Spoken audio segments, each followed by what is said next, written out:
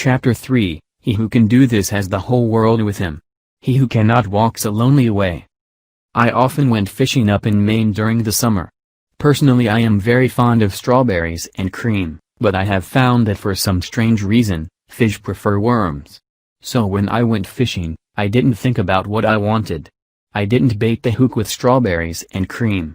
Rather, I dangled a worm or a grasshopper in front of the fish and said, "Wouldn't you like to have that?" Why not use the same common sense when fishing for people? That is what Lloyd George, Great Britain's Prime Minister during World War I, did. When someone asked him how he managed to stay in power after the other wartime leaders, Wilson, Orlando and Clemenceau, had been forgotten, he replied that if his staying on top might be attributed to any one thing, it would be to his having learned that it was necessary to bait the hook to suit the fish. Why talk about what we want? That is childish. Absurd. Of course, you are interested in what you want. You are eternally interested in it. But no one else is. The rest of us are just like you, we are interested in what we want. So the only way on earth to influence other people is to talk about what they want and show them how to get it. Remember that tomorrow when you are trying to get somebody to do something. If, for example, you don't want your children to smoke, don't preach at them, and don't talk about what you want, but show them that cigarettes may keep them from making the basketball team or winning the 100-yard dash. This is a good thing to remember regardless of whether you are dealing with children or calves or chimpanzees. For example, one day Ralph Waldo Emerson and his son tried to get a calf into the barn. But they made the common mistake of thinking only of what they wanted. Emerson pushed and his son pulled. But the calf was doing just what they were doing. He was thinking only of what he wanted, so he stiffened his legs and stubbornly refused to leave the pasture. The Irish housemaid saw their predicament. She couldn't write essays and books, but, on this occasion at least, she had more horse sense, or calf sense, than Emerson had. She thought of what the calf wanted, so she put her maternal finger in the calf's mouth and let the calf suck her finger as she gently led him into the barn. Every act you have ever performed since the day you were born was performed because you wanted something. How about the time you gave a large contribution to the Red Cross? Yes, that is no exception to the rule. You gave the Red Cross the donation because you wanted to lend a helping hand, you wanted to do a beautiful, unselfish, divine act. Inasmuch as ye have done it unto one of the least of these my brethren, ye have done it unto me. If you hadn't wanted that feeling more than you wanted your money, you would not have made the contribution. Of course, you might have made the contribution because you were ashamed to refuse or because a customer asked you to do it. But one thing is certain. You made the contribution because you wanted something. Harry Overstreet in his illuminating book Influencing Human Behavior said, "Action springs out of what we fundamentally desire." And the best piece of advice which can be given to would-be persuaders, whether in business, in the home, in the school, in politics, is, first, arouse in the other person an eager want. He who can do this has the whole world with him. He who cannot walks a lonely way. Andrew Carnegie, the poverty-stricken Scotch lad who started to work at 2 cents an hour and finally gave away $365 million, learned early in life that the only way to influence people is to talk in terms of what the other person wants. He attended school only 4 years, yet he learned how to handle people. To illustrate, his sister-in-law was worried sick over her 2 boys. They were at Yale, and they were so busy with their own affairs that they neglected to write home and paid no attention whatever to their mother's frantic letters. Then Carnegie offered to wager $100 that he could get an answer by return mail, without even asking for it. Someone called his bet, so he wrote his nephews a chatty letter, mentioning casually in a postscript that he was sending each one a $5 bill. He neglected, however, to enclose the money.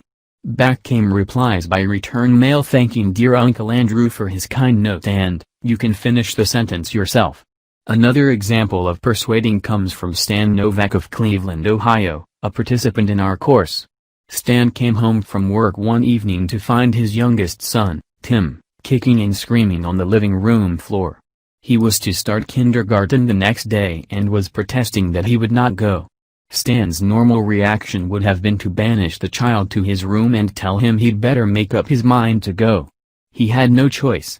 But tonight, recognizing that this would not really help Tim start kindergarten in the best frame of mind, Stan sat down and thought, If I were Tim, why would I be excited about going to kindergarten? He and his wife made a list of all the fun things Tim would do, such as finger painting, singing songs, making new friends. Then they put them into action. We all started finger painting on the kitchen table, my wife, Lil, my other son Bob, and myself, all having fun. Soon Tim was peeping around the corner. Next he was begging to participate. Oh, no. You have to go to kindergarten first to learn how to finger paint.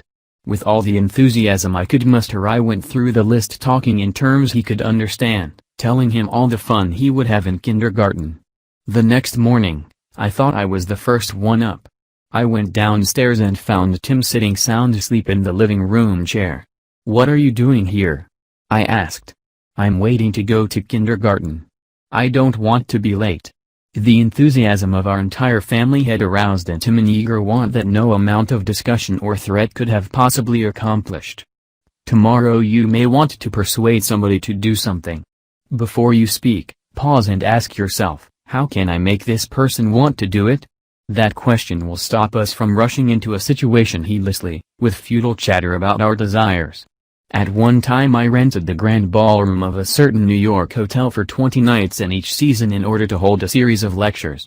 At the beginning of one season, I was suddenly informed that I should have to pay almost 3 times as much rent as formerly. This news reached me after the tickets had been printed and distributed and all the announcements had been made. Naturally, I didn't want to pay the increase, but what was the use of talking to the hotel about what I wanted? They were only interested in what they wanted. So a couple of days later I went to see the manager. "I was a bit shocked when I got your letter," I said, "but I don't blame you at all. If I had been in your position, I should probably have written a similar letter myself. Your duty as the manager of the hotel is to make all the profit possible. If you don't do that you will be fired, and you ought to be fired. Now, let's take a piece of paper and write down the advantages and the disadvantages that will accrue to you, if you insist on this increase in rent." Then I took a letterhead and ran a line through the center and headed one column advantages and the other column disadvantages. I wrote down under the head advantages these words, "ballroom free." Then I went on to say, "You will have the advantage of having the ballroom free to rent for dances and conventions. That is a big advantage, for affairs like that will pay you much more than you can get for a series of lectures. If I tie your ballroom up for 20 nights during the course of the season, it is sure to mean a loss of some very profitable business to you. Now, let's consider the disadvantages. First, instead of increasing your income from me, you are going to decrease it. In fact, you are going to wipe it out because I cannot pay the rent you are asking. I shall be forced to hold these lectures at some other place. There's another disadvantage to you also. These lectures attract crowds of educated and cultured people to your hotel. That is good advertising for you, isn't it? In fact, if you spent $5,000 advertising in the newspapers, you couldn't bring as many people to look at your hotel as I can bring by these lectures. That is worth a lot to a hotel, isn't it?" As I talked, I wrote these 2 disadvantages under the proper heading, and handed the sheet of paper to the manager, saying, "I wish you would carefully consider both the advantages and disadvantages that are going to accrue to you and then give me your final decision." I received a letter the next day, informing me that my rent would be increased only 50% instead of 300%.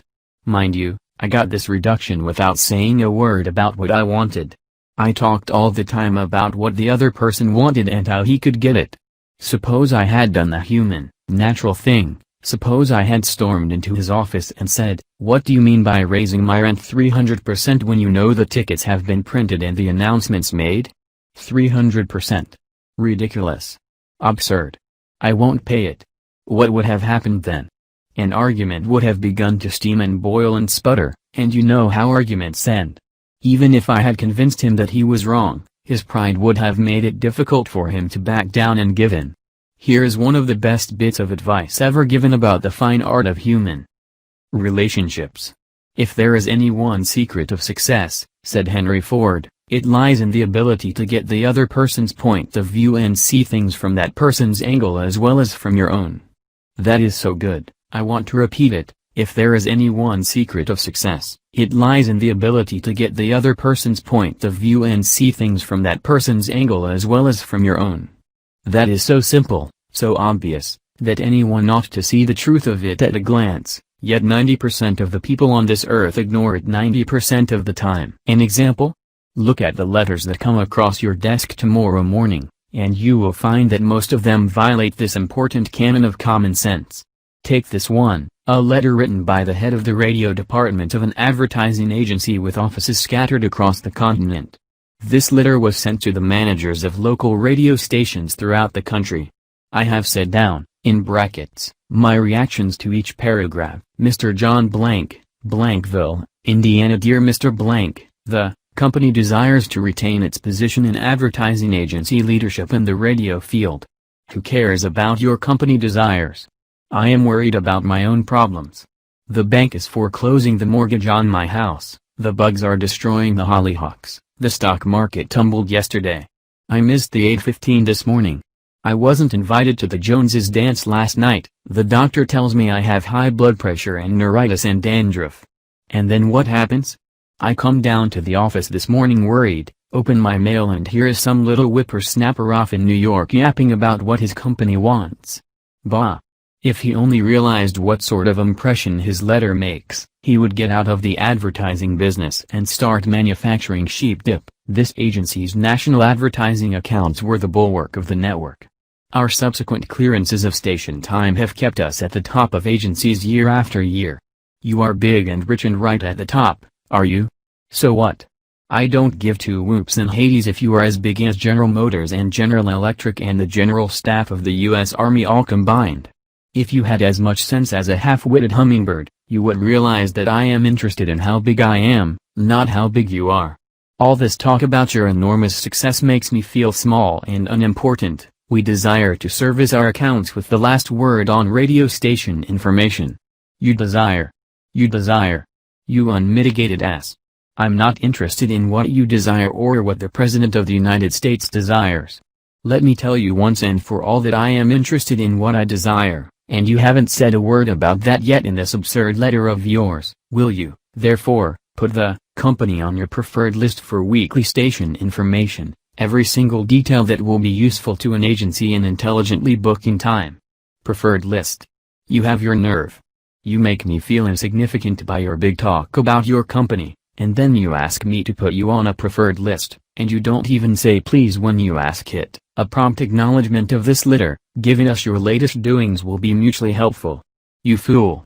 You mail me a cheap form letter, a letter scattered far and wide like the autumn leaves, and you have the gall to ask me, when I am worried about the mortgage and the hollyhocks and my blood pressure, to sit down and dictate a personal note acknowledging your form letter, and you ask me to do it promptly. What do you mean, promptly? Don't you know I am just as busy as you are, or, at least, I like to think I am. And while we are on the subject, who gave you the lordly right to order me around? You say it will be mutually helpful. At last, you have begun to see my viewpoint.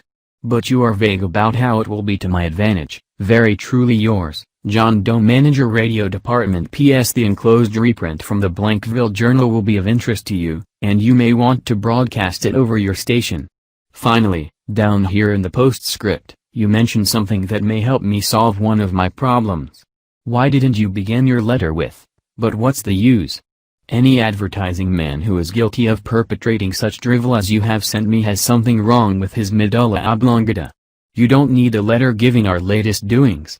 What you need is a quart of iodine in your thyroid gland. Now, if people who devote their lives to advertising and who pose as experts in the art of influencing people to buy, if they write a letter like that, what can we expect from the butcher and baker or the auto mechanic? Here is another letter, written by the superintendent of a large freight terminal to a student of this course, Edward Vermeulen. What effect did this letter have on the man to whom it was addressed? Read it and then I'll tell you. A. Zirigas Sons Incorporated, 28 Front St. Brooklyn, New York, 11201. Attention, Mr. Edward Vermeulen. Gentlemen, the operations at our outbound rail receiving station are handicapped because a material percentage of the total business is delivered us in the late afternoon. This condition results in congestion, overtime on the part of our forces, delays to trucks, and in some cases delays to freight. On November 10th, we received from your company a lot of 510 pieces, which reached here at 4.20. PM, we solicit your cooperation toward overcoming the undesirable effects arising from late receipt of freight. May we ask that, on days on which you ship the volume which was received on the above date, effort be made either to get the truck here earlier or to deliver us part of the freight during the morning? The advantage that would accrue to you under such an arrangement would be that of more expeditious discharge of your trucks and the assurance that your business would go forward on the date of its receipt. Very truly yours, J. B. Superintendent. After reading this letter, Mr. Vermeulen, sales manager for Azirigas Sons Incorporated, sent it to me with the following comment: this letter had the reverse effect from that which was intended. The letter begins by describing the terminal's difficulties, in which we are not interested, generally speaking. Our cooperation is then requested without any thought as to whether it would inconvenience us, and then finally, in the last paragraph, the fact is mentioned that if we do cooperate it will mean more expeditious discharge of our trucks with the assurance that our freight will go forward on the date of its receipt. In other words, that in which we are most interested is mentioned last, and the whole effect is one of raising a spirit of antagonism rather than of cooperation. Let's see if we can't rewrite and improve this letter. Let's not waste any time talking about our problems. As Henry Ford admonishes, let's get the other person's point of view and see things from his or her angle, as well as from our own. Here is one way of revising the letter. It may not be the best way, but isn't it an improvement? Mr. Edward Vermeulen, COA, Azirigas Sons Incorporated, 28 Front St. Brooklyn, New York, 11201. Dear Mr. Vermeulen, your company has been one of our good customers for 14 years. Naturally, we are very grateful for your patronage and are eager to give you the speedy, efficient service you deserve. However, we regret to say that it isn't possible for us to do that when your trucks bring us a large shipment late in the afternoon, as they did on November 10th. Why? Because many other customers make late afternoon deliveries also. Naturally, that causes congestion. That means your trucks are held up unavoidably at the pier and sometimes even your freight is delayed. That's bad, but it can be avoided. If you make your deliveries at the pier in the morning when possible, your trucks will be able to keep moving. Your freight will get immediate attention, and our workers will get home early at night to enjoy a dinner of the delicious macaroni and noodles that you manufacture. Regardless of when your shipments arrive, we shall always cheerfully do all in our power to serve you promptly. You are busy. Please don't trouble to answer this note. Yours truly, J. B. Superintendent. Barbara Anderson, who worked in a bank in New York, desired to move to Phoenix, Arizona, because of the health of her son. Using the principles she had learned in our course, she wrote the following letter to 12 banks in Phoenix. Dear Sir, my 10 years of bank experience should be of interest to a rapidly growing bank like yours.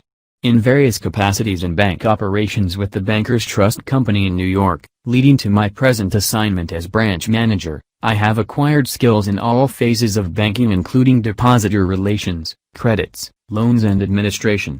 I will be relocating to Phoenix in May and I am sure I can contribute to your growth and profit. I will be in Phoenix the week of April 3rd and would appreciate the opportunity to show you how I can help your bank meet its goals. Sincerely, Barbara L. Anderson. Do you think Mrs. Anderson received any response from that letter? 11 of the 12 banks invited her to be interviewed, and she had a choice of which bank's offer to accept. Why? Mrs. Anderson did not state what she wanted, but wrote in the letter how she could help them, and focused on their wants, not her own. Thousands of salespeople are pounding the pavements today, tired, discouraged and underpaid. Why? Because they are always thinking only of what they want. They don't realize that neither you nor I want to buy anything. If we did, we would go out and buy it. But both of us are eternally interested in solving our problems. And if salespeople can show us how their services or merchandise will help us solve our problems, they won't need to sell us. We'll buy. And customers like to feel that they are buying, not being sold. Yet many salespeople spend a lifetime in selling without seeing things from the customer's angle. For example, for many years I lived in Forest Hills, a little community of private homes in the center of Greater New York. One day as I was rushing to the station, I chanced to meet a real estate operator who had bought and sold property in that area for many years. He knew Forest Hills well, so I hurriedly asked him whether or not my stucco house was built with metal lath or hollow tile. He said he didn't know and told me what I already knew, that I could find out by calling the Forest Hills Garden Association. The following morning, I received a letter from him. Did he give me the information I wanted? He could have gotten it in 60 seconds by a telephone call, but he didn't. He told me again that I could get it by telephoning, and then asked me to let him handle my insurance. He was not interested in helping me. He was interested only in helping himself. J. Howard Lucas of Birmingham, Alabama, tells how two salespeople from the same company handled the same type of situation. He reported, "Several years ago I was on the management team of a small company. Headquartered near us was the district office of a large insurance company. Their agents were assigned territories, and our company was assigned to two agents, whom I shall refer to as Carl and John. One morning, Carl dropped by our office and casually mentioned that his company had just introduced a new life insurance policy for executives and thought we might be interested later on, and he would get back to us when he had more information on it. The same day, John saw us on the sidewalk while returning from a coffee break, and he shouted, 'Hey Luke, hold up, I have some great news for you fellows.'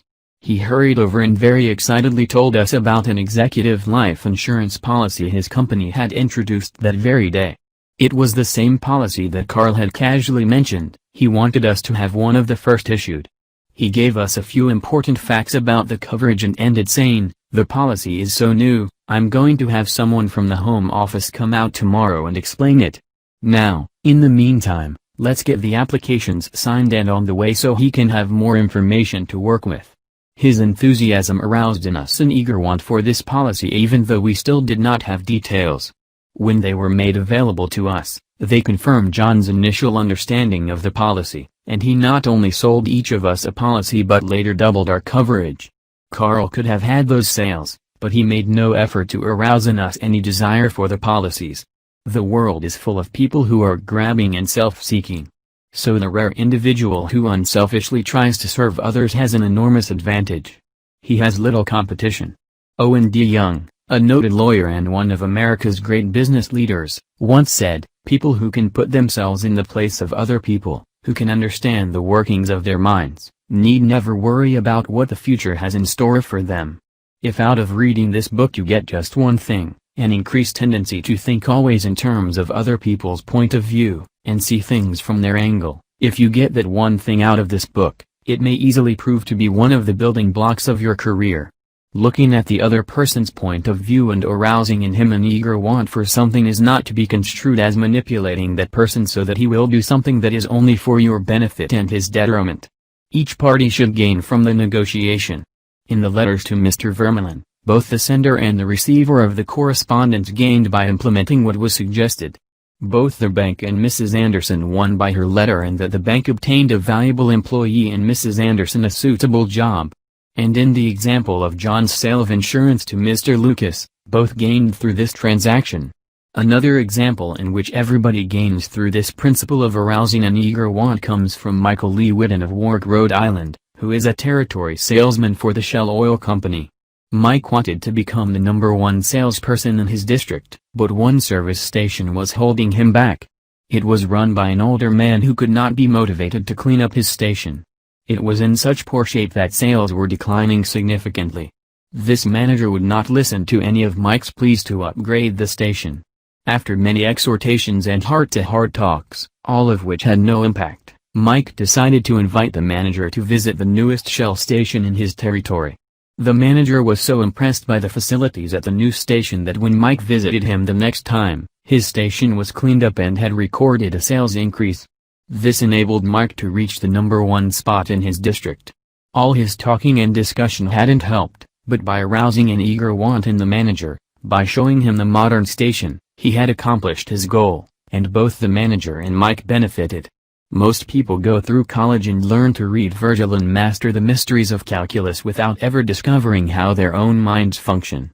For instance, I once gave a course in effective speaking for the young college graduates who were entering the employ of the Carrier Corporation, the large air conditioner manufacturer.